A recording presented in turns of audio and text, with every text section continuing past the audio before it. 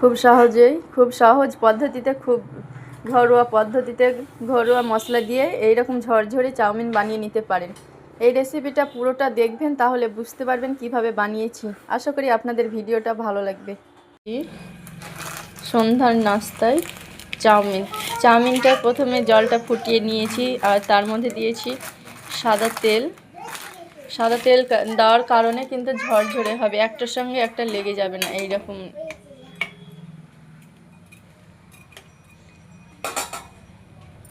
চাউমিনটা সেদ্ধ হয়ে গেছে, এখন জলটা ছেঁকে নেব, একটা খাঁচাতে পাসিয়ে নেব জলটাকে।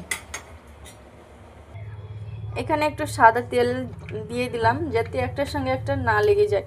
ঠান্ডা জল দিয়ে ধোয়ানোর পরে এইরকমভাবে একটু খাঁচাটাকে ধরে ঝাঁকিয়ে নেবেন, গায়ের তেলগুলো সব লেগে যাবে। আর কত সুন্দর ঝরঝরে হয়ে আছে দেখুন, দোকানের মতো করে চাউমিন রেসিপি, খুব সহজ পদ্ধতিতে।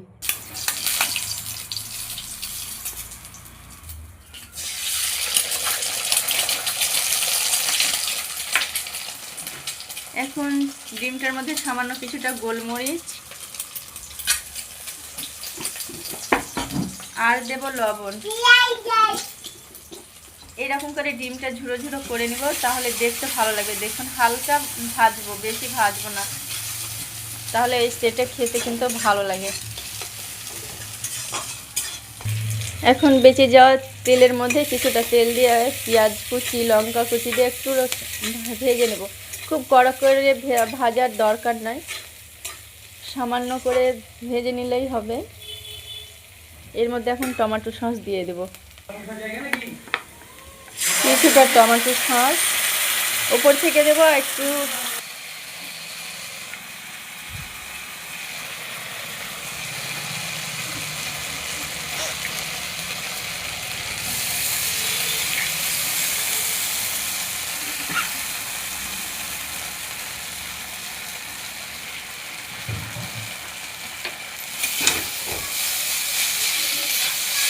এই যে ম্যাগি মশলাটা, এটাই চাউমিনের জন্য ব্যবহার করব।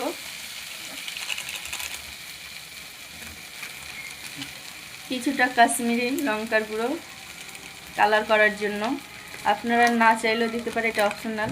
এটা একটু গরম মশলার গুঁড়ো।